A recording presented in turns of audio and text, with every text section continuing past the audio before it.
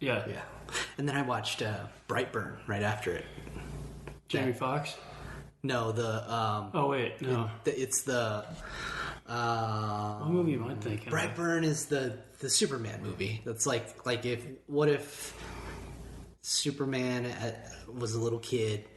That's right. And, like, became bad. That's right. Like, decided... Oh, that's right. He's like, that's right. Okay. Yeah. I remember, yeah. But it's kind of both. It's like good and bad, or is it just bad? No, he's fucking just terrible. Like, he's becoming a teenager, and, like, he's a little creep. He's a little asshole. And then, like... Basically, he abuses his powers and shit. Dude, like, at first, like, he starts to, like, realize that he's got powers. Like, it doesn't, like, kind of hit him until, you know, once he starts hitting puberty, I guess. Yeah. But I think it's because the ship that he came in triggers it. Because, like, he, like, has, like, he thinks it's just a bad dream.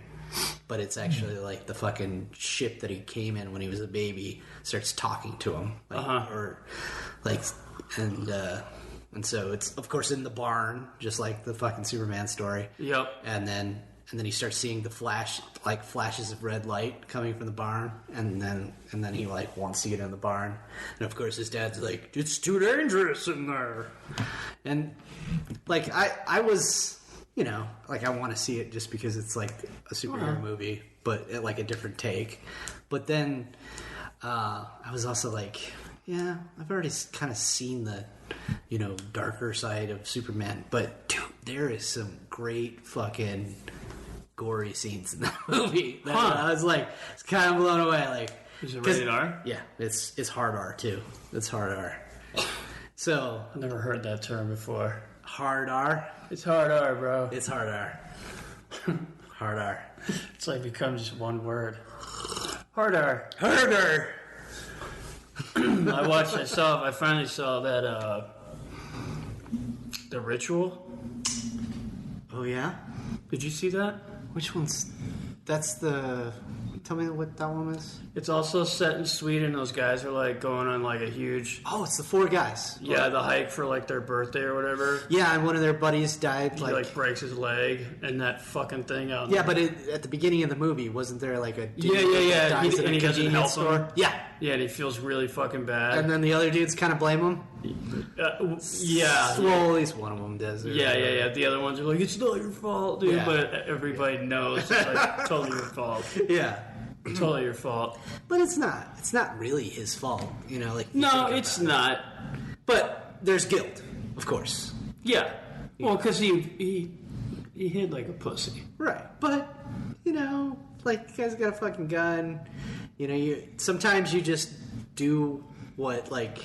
Yeah, he could help it. Your reaction is save yourself. Yeah. Sorry, bro. Yeah. So, but, I don't know. Yeah. It just depends on the situation. Sometimes. So I saw that.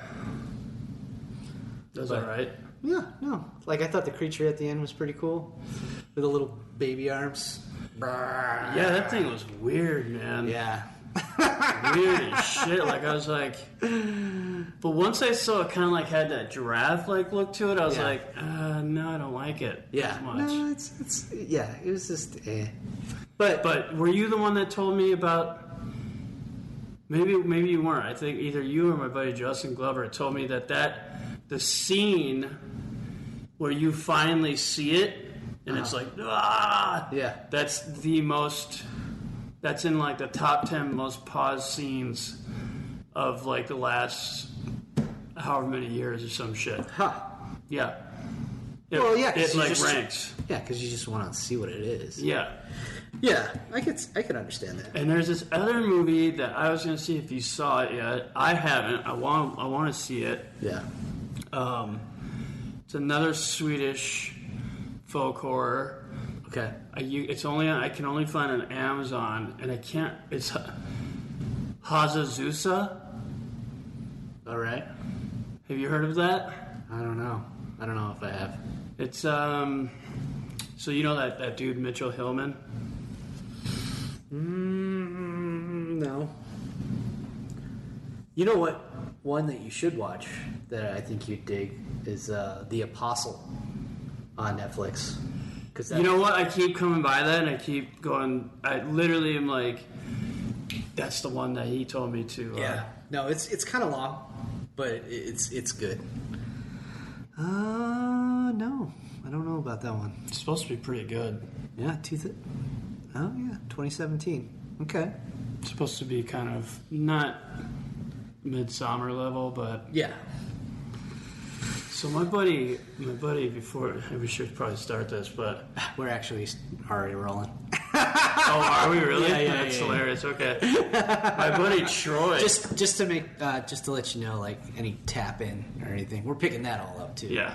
So plus that bird outside. Yeah. No, but hey. Well, that's why I put these down. Yeah. No. That's a good idea. Yeah. My buddy Troy, he was talking shit.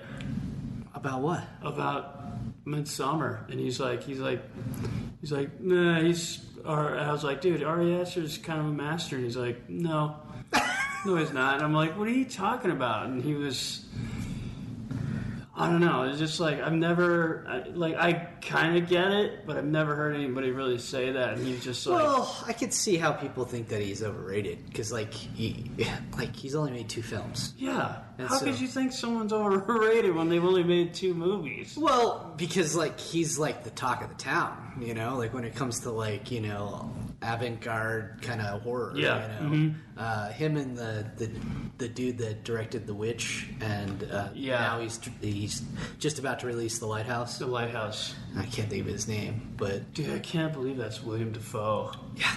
No. I'm excited for that. Crazy looking, dude. I'm excited for it, man. Best not leave a seabird alone. No one ever mess with no seabird. Yeah. So I was like, what the hell is this? This looks great. And you can't even tell that that's A24, the production company that Yes. They're the ones that produced Hereditary and Midsommar, and they also did The Witch and The Lighthouse. Mm-hmm. They have a podcast, and it's actually pretty good. But I think it's their most recent one. It's Ari Aster and that The Witch director just talking about film, just shooting the shit, man. And it's so technical that at first I was like, fuck, I don't know if I'm in the headspace. I can't keep up with this. Well, just because they start getting into kind of the older European directors and stuff like that.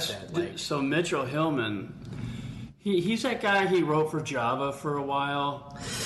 Okay, yeah. He's the one that everybody makes fun of all the time because he writes fake letters that he claims that stuff that really happened to him. Oh. And he became I think that Dale always talks shit about him all the time. Elmo always talks shit about him. Dude, I think I had a run in with him. Yeah, he pretends he's English. Yeah. But he kind of is, but he's not, and he has a fake accent. And you'll catch him too, you can catch him coming in and out of it. Cuz I think that he made fun of me. We were at a house party or some shit like that, and then he's got kind of blonde, suave kind of hair, and he said something very smug because I was disagreeing with him, and he was just he said something I can tell that you're the type of guy that's all bark and no bite, or something like that, and he said something I was like, what the fuck? And I was like, are you calling do you want to fight? Is that what you want to do? And he's like, no, but of course that's the first thing that you that you. Where was this? I think I don't know, man. But I remember because he was doing his British, bullshit fucking accent. Yeah, that probably was Mitchell. And I remember because he was talking about how he had been to Europe and I got so sick, blah blah blah, and I was just and then he started talking about music or some shit, and I just didn't agree with him. Yeah, I forgot. Can we cuss on here? Oh, we can fucking say shit. Okay, all right. See all we fucking want. Goddamn it. But,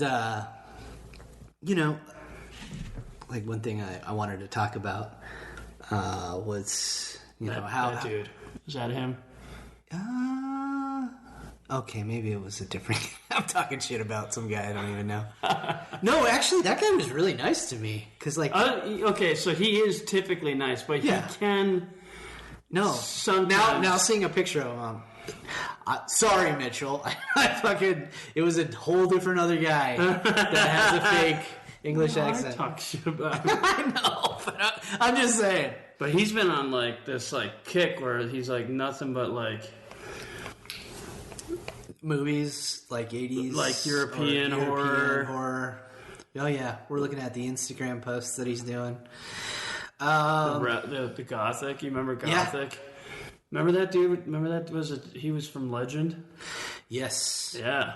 But what I wanted to talk about, because I know you're a huge movie buff, was of course like 80s stuff, but like kind of the ambient stuff. Amblin, the the production company that Steven Spielberg created. Yes, yeah. But when was the last time that you saw Close Encounters of the Third Kind? Actually, not that long ago. Probably right before we moved in here. Oh, okay. Probably about like a month before we moved in here, because HBO was playing it like nonstop for like 2 weeks straight. Yeah, I just watched it not too long Great ago. movie. Fantastic movie. Yeah, man, and I love what's his face in that movie. And what's so funny about it too is it's like pretty simple. It's like you're right. It's a simple alien encounter movie. And all it is fucking lights. Mm-hmm. Right off the bat. Of course there was some weird shit in the desert, like in Mexico. Yeah, the Devil's Tower. That's a real place, right? Yeah, but no, like at the very beginning where they some fucking planes show up from like World War I. Yeah, I remember we talked about that. Yeah. But anyways, great fucking movie. Yeah. Another Amblin movie. Mm-hmm. That's great. Was Amblin the one that has the E.T.? Yes. Okay, that's it. Okay. And then another great fucking movie. What? Batteries E.T.? not included. Dude, when I was a kid, that was I couldn't get enough of that movie. I couldn't get enough. Yeah. Because it had all the feels, man. That was another thing too. It's just like you felt for those little guys. Oh, totally. Plus, at the time, more than a few of those actors were very common in movies, right? Back then. Uh-huh. So it was kind of the Jessica Tandy, right? Is the older woman. Yes. And then the guy who plays the old man, I can't remember his name, but they were in. Wasn't that old man in Cocoon? Yeah, he was in Cocoon. Yeah, and then wasn't she in Driving Miss Daisy? Yeah, she was Driving Miss Daisy. Yep. I'm sure she was in a couple other things. I'm not remembering. But those were the big ones. And then the big guy. Yeah, the big dude, the big Ofer dude. What else was he in? He was in Wizard. He was the one that. That's right. Spanky. Yeah. He drove him. That's right. He drives a semi. Yeah. You remember how he's like, please, Spanky. He's like, okay, here we go. And then there was the Hispanic lady that was pregnant. Yes, which the image of her face is burned. She in is my brain so forever. hot. I had the biggest crush, and then when I saw her on Jacob's Ladder, and she was naked, and I was like, "Holy shit!" Yeah, and then I think the guy where Michael, she's fucking demons and shit. I was like, "Oh my god!" Yeah, she's still around. Yeah, I think she's hot. On TV occasionally, ER randomly, shit like that. Yeah, I used to have the biggest crush on her. Yeah, me too, actually. And then Michael, the main white dude. The guy who loves her, falls in love with her. Okay, yeah. I think he was in. I think it was called Big Girls Don't Cry, They Get Even. Do you remember that movie where the whole family tries to go camping together, and it's two sides of a family, and everything gets all jacked up, and one of the daughters all stuck up, and the other daughter's like a tomboy, and she runs away, and she's like narrating the movie kind of, and there's her real dad, and then her stepdad, and her dad's new wife. Yeah. And it's all like they're just like this. They at first they have trouble just being around each other, and then of course throughout the movie they all figure out that they really actually, like love each other. Kind of like how Wizard is. Okay, yeah. Where the families they're arguing the whole fucking time. Yeah. And at the end they're all like, "Oh, what we needed was each other the whole time." Blah blah blah blah. Yeah. Hey, you're doing it too. No, we just have to be self-conscious about it. Yeah. Like that we're tapping in and shit. But so that's anyway. So that's where I'm getting to with the pitch. Is that like those type of movies where think Close Encounters, think Batteries Not Included, but I just. This is actually like a very recent pitch that I kind of came up with, like story idea. Like I don't even really have like a pitch for it so much. That's why I kind of wanted to talk to you about it because like I think like you're perfect for those type of movies. Something that like has all the feels, that can be pretty simple. And I thought no one's done this yet, but. Wouldn't it be interesting if, like, I know it's fucking found footage, but everything's done with drones? It could be, like, a really pretty movie. Like, especially if you think of, like, how drones now with, like, GoPros and stuff, like, they pick up a lot of, like, great imagery from above, Sure. It's amazing what they can pick up. So... I know, a little cryptic. Where am I going with drones? But I thought... In relation to 80s movies. But in relation to those two movies specifically, that's what I'm talking about. Uh-huh. So here's the pitch, all right? So it's this little boy who his father, like, actually, flies drones for the military. Like, he's like, does... things with drones, and so this kid, all he wants to do is like connect with his father, right? And his father's super fucking busy, military guy. He buys him a little drone, so that he can fly it around and stuff, and that they can connect. So they're flying it. He's got his own fancy drone and stuff like that. And he falls in love with like his drone. He falls in love with the connection that he has with his father. And so what ends up happening is that like his dad tells him like, you can't fly the drone without me, because like there's actually like a lot of like restrictions with drones. Yeah. Like you have to have like a piloting license, especially like if you're in certain areas and stuff like that. Because if you like recorded things, or especially with filming, that's permits. Yeah, permits. Mm-hmm. All day, every day. Plus, you can't go over a certain height. Yeah, that too, man. Because there's so that's what the dad says. Can't fly the drone. Without me. Of course, he has some friends. Yep. And it's a quasi fancy drone, even though it's like a smaller one. Like, of course, his friends are like, dude, we gotta fly it, blah, blah, blah. No, I can't do it. My dad says I can't. No, we gotta do it, man. It would be awesome. So, of course, they fly it. It's at night. And then they pick up, like, footage of like these lights coming at them because they're up really fucking high, and that's another thing. Lights coming at the drone. Like because like the dudes are like oh, take it up higher, mm-hmm. and then it like because they can actually watch the footage on their phone. Yeah, it's a screen. Yeah, and so they pick up some lights.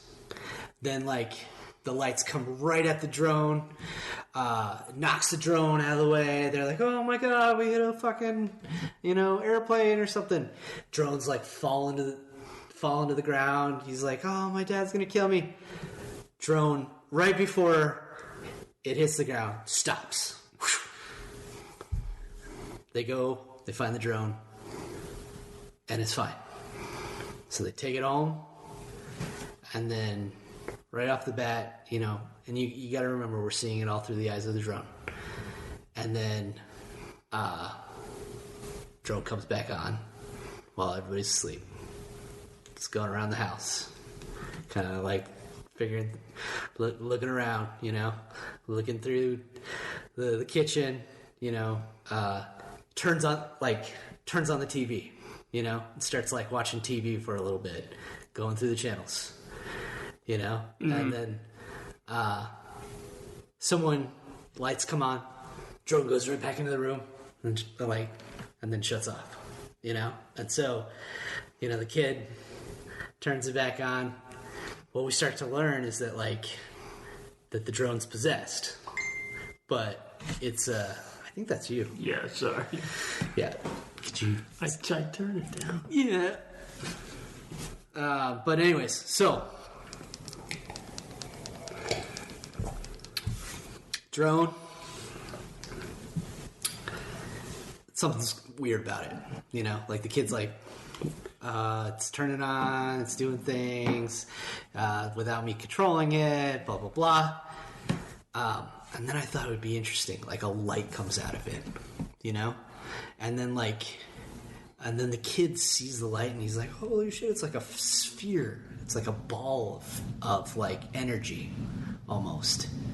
And then at certain points, like this energy ball can like harden up and like become like this like sphere, like this steel sphere almost, like kind of like in Phantasm.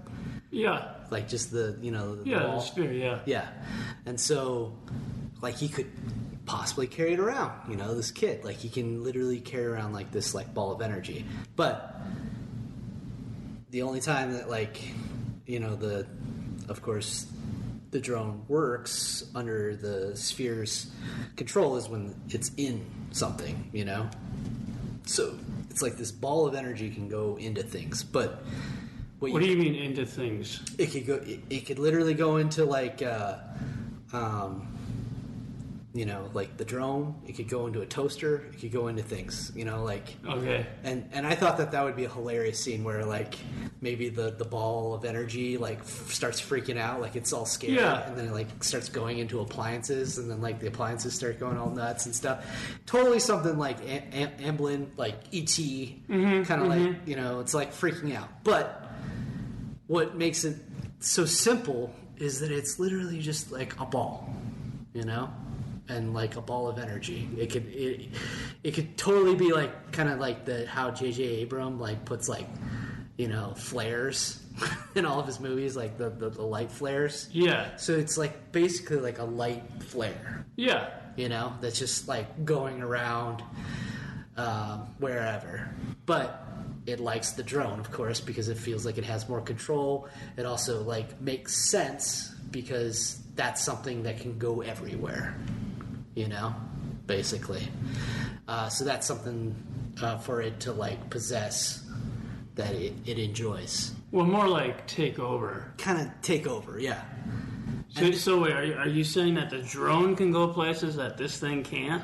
No, this thing controls the drone. Yeah. And then it can go to places wherever it wants to. Got it. So, come to find out, the reason why this ball of energy has came to Earth is because this military base has one of the balls of energy, and so it's going to save. Yeah, it's You know, it wants to save. Looking for it. Yeah, it's looking for it. You know, and then you come to find out that, like, you know, it's just this is where the battery's not included kind of comes in. You know, because these two balls of energy love each other. You know, and so the one ball has been like sending a signal to the other ball of energy. Yeah, and so this ball of energy will do anything it can to get back. So is that ball of energy kind of like, you know, sweet and natured? Yeah. Yeah, okay. But it's also like trying to gain the trust of the child, and then what it really wants to do is it wants to get into the drone that the father has, because that's a military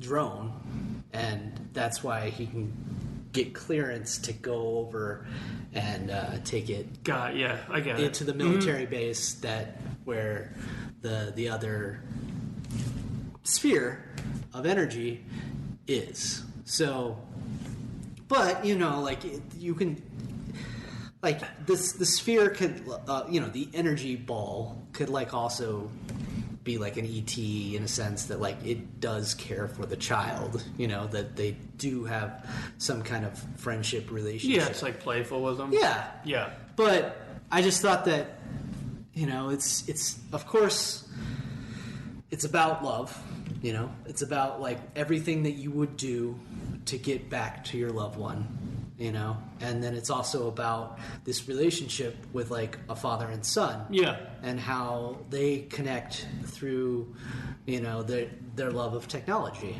and stuff. And so and then later on, like I thought like there could be like an attempt to get into the military base, and of course it doesn't happen the way they wanted to, like where like maybe the kid. I'm getting like all kinds of movies from this. Yeah, like maybe the kid gets like a like Daryl, Project X. Yeah, batteries not included. Right, and so like maybe he takes like a tour of the military base, like the kid, like but they, you know, he has like they're sneaking around. But yeah, like he has limited viewing of the military base because like some of it is, you know, like confidential, you know, and so what if like the little boy like brings the sphere, you know, like it's some kind of metal that can't be detected, so like it literally when they pass through the metal detector it can't be detected, and then so that would be funny, like because of all the tension that's building up. That like the kid is like going to go through the metal detector, and then like he's like, "Oh man, it's a sphere," and then like it goes off, but then like he finds out it's like just this like watch or something. That because like he's like they're scanning him, and then they realize that it's like just the watch, but he like he gets sweating freaked bullets. out. Yeah, he's sweating bullets, and then. That could be the moment where like the father actually figures out that the boy has one of the balls of energy, and then he knows about the other one, and then like, you know, freaks out at his son, but then ends up like figuring out that like, hey, maybe it's the right thing to do is to like bring these two together and then, you know, let them go away, you know? Yeah. You know, there's always that moment. Yeah, you know, and that would be so cute, you know, like these two balls of energy that like find each other, you know. So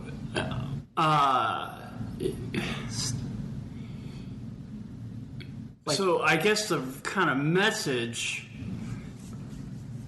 well, like you said, it's love, right? But it's kind of almost like, is the relationship that the kid builds with the sphere kind of representation of how he wishes like his relationship with his father would be? Yeah, like the affection and the attention and the amount of attention that like he hopes to have from his dad, but his dad's constantly busy. His dad's constantly having to go back to the military base. Things are freaking out because they just found that sphere. You know, everything's like hush hush, blah blah blah, and then and then another sphere shows up.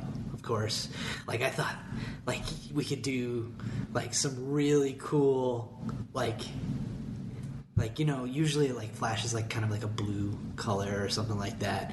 And then maybe like when it starts to get nervous, it starts to flash like a yellow color. Yeah. And then when it's mad, and when it's red. And then like just like the idea of like if, you know, like shown through the eyes of a drone, just like just everything goes red. Yeah. And then it's like fucking in defense mode, you know? Mm-hmm. And like, wouldn't it would be so crazy if like there was a moment where it goes through somebody. Like it's like almost like a phantasm.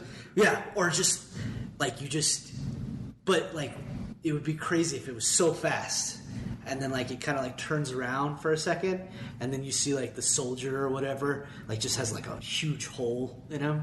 And then he fucking falls down, and you like see through him. Oh, so there's gonna be death in this? Well, there's gotta be a little bit of death, but like it's not super. It's not super like morbid, you know. Like yeah, fucking, I get you know, like there's not gonna be like fucking guts and blood and everything. Like because he's like it's like a ball of fire. It would like cauterize, you know, everything. Like so, it would just be like a hole. Yeah, basically. Yeah, in this dude. Like, but you know, like I'm fine, guys. I'm fine. Yeah. Oh, I can see through myself. Oh, I seem to be okay. Yeah. No, you're not. No. You're dying. But I just, you know, like I get all these like images, like, you know, scenes, you know, that I'm like seeing like what would be really cool, you know, for instance, like that scene where it's flipping out and it's going into all the appliances in the kitchen. You know, that's perfect. It's like total ET shit, you know? That actually kind of reminds me of like Explorers. Oh, yeah. When they're down in the basement. Everything starts kind of flipping out. Yeah, it's a thing though, right? It's the bubble that surrounds the spaceship. Right. Yeah. Because remember, it's going around, it's like knocking everything over. Yeah. And then somehow he gets it to stop, or it stops. Yeah. On its own somehow, somewhere. I forgot, but... Yeah. But yeah, that's kind of like... Huh. It's not a bad idea for a movie. No. And I love the idea of like it all shot with like drones and stuff, or like it makes it look like it's being shot with a drone, because sometimes you could do like some handy cam stuff like where it just makes it seem like it's a drone, because like of course that would be kind of difficult to be flying a drone like through a house and stuff like that. Like, man, you ever seen those drone races? Oh, those are insane, dude. One of those guys could totally do that shit. Yeah, dude. There's got to be like drone professionals. Oh yeah. Can do some pretty crazy shit. With tight drones. Corners. Yeah, all kinds of stuff. And dude, it could be like there could be like some great action scenes shot with like drones and stuff. Yeah, it kind of almost reminds me of like Evil Dead. Yeah, Yeah, man. I don't know, man. Like, I think it could be like a really pretty movie. It could be like a really like, it kind of does have like somber movie, but like also like it has a great kind of message behind it as well, which is like, you would do anything to get back to your loved one, and then find friends along the way to help that happen. Dude, it's literally like, the hero that like is trying to get back to the damsel in distress, Yeah. Whatever, Yeah. So, and it just hits all those beats, like, but, and then once again, like there's the kid's friends, like helping out, it just has all those Amblin type of like totally scenarios. Totally. But yeah, I don't know, man. A little bit of Goonies, a little bit of Short Circuit. Yeah. Short Circuit. Yeah, totally with Short Circuit. Explorers. Johnny Five, Yep. you know? Because there was times where, like, that robot goes nutty and, like, you know, like gets... Because that's what it originally was. It was meant for fighting wars and shit. Yeah. And then when it gets hit by lightning, that's when it, like, takes on, like, a... Johnny Five comes alive. Yeah, it like takes on like a personality. It literally is given a soul, basically. Mm-hmm. And so, and I don't know, man. That's No, I like it. I like, you know, since Amblin doesn't exist anymore, do they? I think it sort of exists. Like every once in a while, like it'll be connected to something. But it's always like, you know, like a production of, Spielberg's stuff. But like I don't know if he might not use the Amblin insignia anymore because now that he has DreamWorks, most everything is DreamWorks oriented. Yeah, isn't that new World War I movie DreamWorks? It wouldn't surprise me. Have you've seen the preview for that, 1917. Right? Yeah, what do you think of that? Seems interesting, man. Like I hear that, like it makes it seem like it's all shot in one shot. Which that'll be interesting to see how, you know, it's just literally falling around these characters, kind of like Birdman. Did you ever see Birdman with Michael Keaton? Most of it. Yeah. And so it's all one. Yeah. Yeah. It looks like all one shot. And I fucking love that movie. And that movie was very like odd. But I just loved all the transitions. Like sometimes you could see it where like it was just like a dude moves in front of the camera or whatever, and then it's like, oh, I can see that's where they made the cut, you know, or things like that. But this one, like, I think that they're really trying to make it look like, you know, there's no cutting, but you know, of course, there's cutting. Well, just not a lot. Yeah, or they just make it look, you know, perfect. Yeah. You know. Yeah. Because now with like technology of cameras and stuff like that, like you can break it down to, you know, to a T where the last scene left. Yeah, like there's no continuity problems. Right. Exactly. Yeah. But yeah, man, that's kind of my pitch. Cool. I like it. Sounds like something Disney would love to get a hold of. Disney. Maybe DreamWorks. Maybe DreamWorks, because you know there is. I would be hopeful to say DreamWorks. Yeah, like you know, like I because it has all the Spielberg feels. Yeah, like, you know. Yeah, it definitely does. Maybe even J.J. Abrams. You know, since J.J.'s kind of taken up the mantle.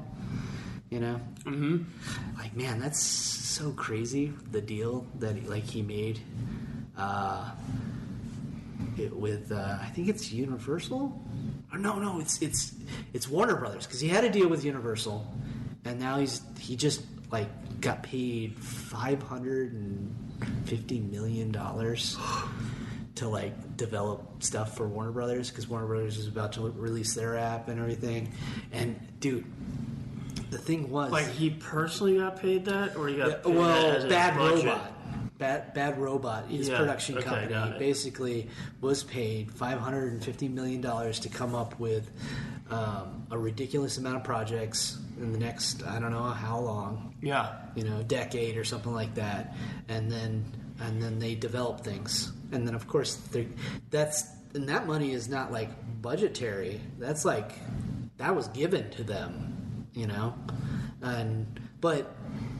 I'm sure it has something to do with budget too, but originally there was like his deal with Universal was coming to a close, you know, and Apple, since they've got the new Apple Plus or whatever app, they wanted him, and they were willing to spend $700 million to get him exclusively.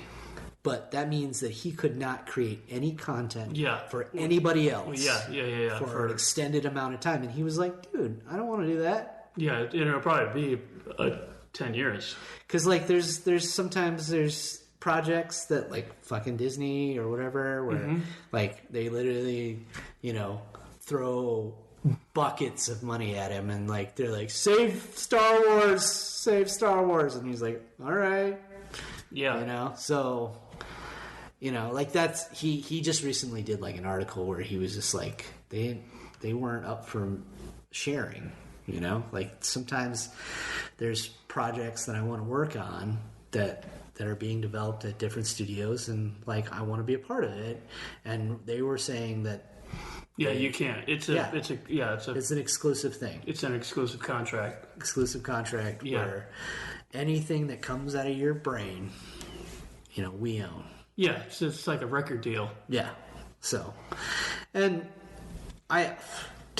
totally understand. Yeah, of course. Like, you can't lose a couple $100 million. Yeah, you can't.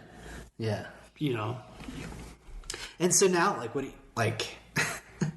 he's literally in control of like Warner Brothers basically now, and so now he's developing like all the DC shit because really, yeah, he's got his fucking paws in that now, because I guess Warner Brothers was kind of freaking out. Oh, you want to take a break? Is that cool? Wasn't sure if we could. Yeah, I gotta pee real quick. It's totally cool. I'm gonna put it on pause. All right, I'll be right back. So he basically is now in charge of DC's movies. Yeah. So there's been a lot of stuff in development, of course, but he's basically I think he's gonna be a producer on Aquaman 2, and he's gonna shape up because there's already been stuff in production. They're finishing up Wonder Woman 2, they're finishing up Suicide Squad 2, they're finishing up Birds of Prey. So all those movies are coming out, but now it's like it's all JJ. What does JJ want to do? Yeah, because another thing too that Warner Brothers just recently did was they fucking purchased HBO, and what comes with HBO, Cinemax, and so wait, Warner Brothers purchased HBO? Yeah, man. So there's that. So they're thinking about. Are they still keeping HBO people? Yeah, it's what they're gonna do is like what Disney is doing with how they're bundling things. Yeah, you could do the whole Disney Plus with Hulu with ESPN for $14.99 a month or whatever. Mm-hmm. So now Warner Brothers, they're developing their Warner app, streaming service, and then they're gonna bundle with HBO, Cinemax, and so you'll get Showtime too. No, they don't own Showtime. Yeah, because they've always been kind of competing against each other. Is it Showtime on their own? Showtime, I'm sure it's owned by somebody. Yeah, but the reason why is because AT&T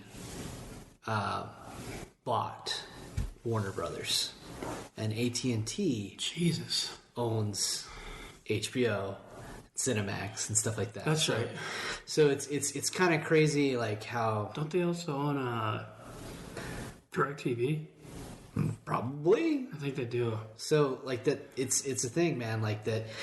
All these big production companies are being bought out by phone companies. Because of course they're the ones making all the money. Yeah, and now it's we've already entered it, but this is the streaming wars. Yeah, are big about time.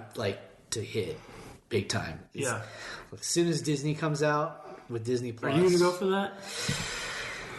I want to, because it's man, Mandalorian. But that's the only thing I think I would care about. Yeah, but then you gotta watch the Marvel shit, because the Marvel shit is gonna be all connected to the Marvel movies. Yeah, that's true. Huh? And so it's dude, it's fucked up. Like, they were really, like, forcing you to buy all that shit. And then, but the thing is that, like, I only want Disney. Like, I don't really want Hulu. So, the $4.99 for Disney, like, it's like, might as well. Yeah. You know? Yeah. Until they, like, raise it in fucking 2 years or whatever. Right. But, I don't know. They're just grabbing my money. They're grabbing it up, man. Yeah, well, I mean, but still, I mean, when you think about it, I mean, it's better than cable bill. Better than cable bill. Exactly. Yeah. So, man, I totally thought, like, back to my pitch. Wouldn't it be crazy if, like, the ball of energy, like, takes over, like, a phone, and then, like, it becomes, like, Siri for a second, and, like, it's able to, like, talk to the kid, and he's like, talking through his phone, and he's like, oh my god, like, they can actually communicate. Yeah, because like I was also thinking, like, how does this fucking ball of energy, like, communicate, you know? Because, like, it would, well, technically you could do it in any, like, yeah, but but I also want it to be something that, like, people would, like, totally understand, you know? Like, since they talk to Siri, you know, for Siri to either look shit up or set fucking appointments or whatever. Yeah. Like, if the ball of energy, like, took over Siri and then just, like, this is what I want you to do, kid, blah, blah, blah, you know? Yeah. You know? Like, and then explains that, like, you know, I can get through a metal detector, blah, blah, blah. You'd have to come up with some new name, though. Yeah, but... like Gobo. But it would just be so funny if it was the female voice, though. Yeah. Like, just talking to the kid. And then, like, it would be hilarious, like, just that freak out moment where, like, he's, like, you know, he introduces the ball of energy to, like, his friends, and then, like, and he's like, oh, I wonder if it could talk to us, blah, blah, blah. And then he goes into the phone and then, like, starts talking to them, and they're just like, ah!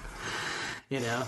Like, they all run out of their clubhouse all freaked out. Like, there's just so many great, like, freak out moments that, like, but also, like, but I also want it to be all, like, genuine, and that, like, it makes sense, and that the audience can, like understand it, and, like, well, that's the kind of main point, because you kind of want the younger crowd to understand it, right? But be as enjoyable for an adult to watch it too. It's a modernized take on, like, some of the greatest 80s, you know, feel-good movies. Yeah. You know? Yeah. And that's basically what it is, man. Yeah. So, I'm glad you dig it. Yeah, I do. Yeah. Well, I think we'll end this episode. Okay. Right now, and then thanks for being on the show, man. I appreciate it, man. Yeah. And glad to be back. Yes. Returning guest. And this will be our first returning guest, man. You're our first returning guest. Are you sure? Yeah, man. They're like, you know, sure, like, my brother's been on, like, a bunch of podcasts. Okay. But he's kind of like my sidekick. Yeah. You know?